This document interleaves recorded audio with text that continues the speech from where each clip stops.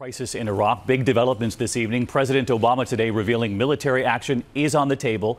300 advisors, special forces being sent into Iraq. Could these Americans see combat? We have team coverage tonight at the White House and in Baghdad. And we start with ABC's chief global affairs correspondent, Martha Raddatz. She's in Iraq again tonight for us. Martha, good evening.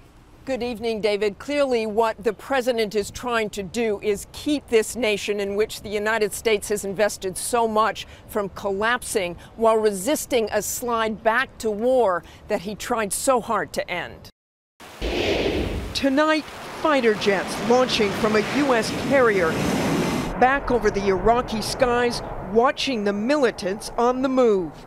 Today, President Obama made it clear that U.S. combat forces will not fight a new war here, but within days, the first of some 300 additional U.S. troops, military advisors, will begin arriving, a move clearly aimed at bolstering the Iraqi forces that are crumbling in the face of battle.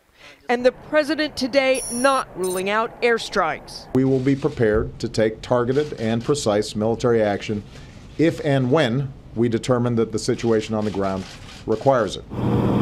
That likely means using drones to fire on limited targets. The president did have tough words for his Iraqi counterpart, Nouri al-Maliki, for failing to unite Iraq's religious and ethnic factions. But the president also said there are lessons to learn from this crisis and from the 9-year war that has left deep scars on our nation. What's clear from the last decade is the need for the United States to ask hard questions before we take action abroad.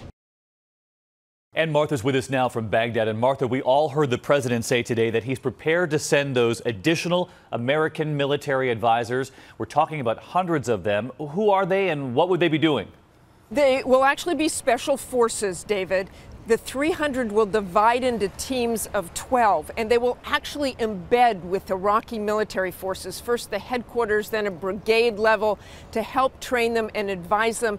And the White House has not ruled out that these advisors would actually help the Iraqis find targets for airstrikes. No combat for these American troops, but I would still say, David, this is a dangerous mission. All right, Martha, thank you. I want to bring in ABC's chief White House correspondent, Jonathan Karl, now also standing by. And John, you heard Martha report there. The White House not ruling out these special forces would help Iraqis find targets for airstrikes. Martha points out it could be dangerous. Was this a surprise?